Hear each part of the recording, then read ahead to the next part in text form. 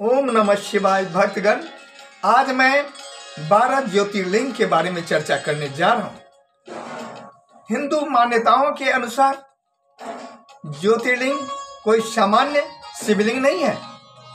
ऐसा कहा जाता है कि 12 जगहों पर भोले शंकर स्वयं दर्शन देकर ज्योति स्वरूप में स्थापित हो गए थे।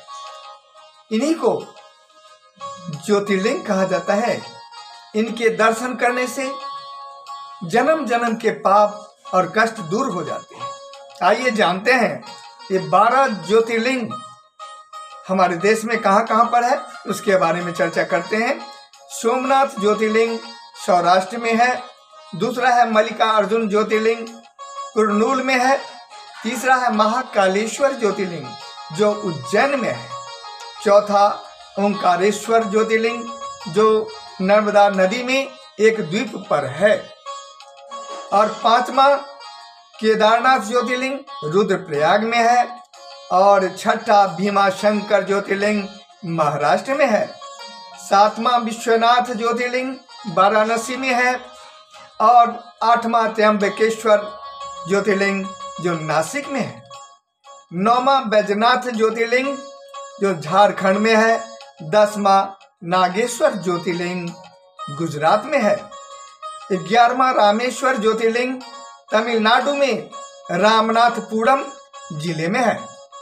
और 12वां घृणेश्वर ज्योतिर्लिंग महाराष्ट्र के बेरूल में है। भक्तगण, ज्योतिर्लिंग के साथ साथ एक और कहानी जुड़ी हुई है। ब्रह्मा जी और विष्णु भगवान के बीच जब विवाद हो रहा था, दोनों आपस में झगड़ रहे थे।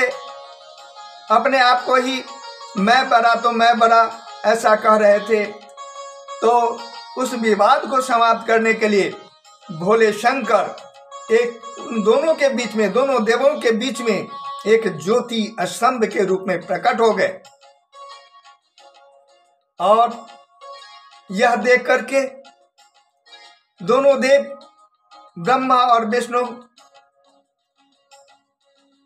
उस ज्योति स्तंभ का अंतिम किनारा का पता करने लगे। दोनों अपने अपने वाहन पर सवार होकर के चल दिए, लेकिन पता नहीं लगा सके उस ज्योति स्तंभ का। तब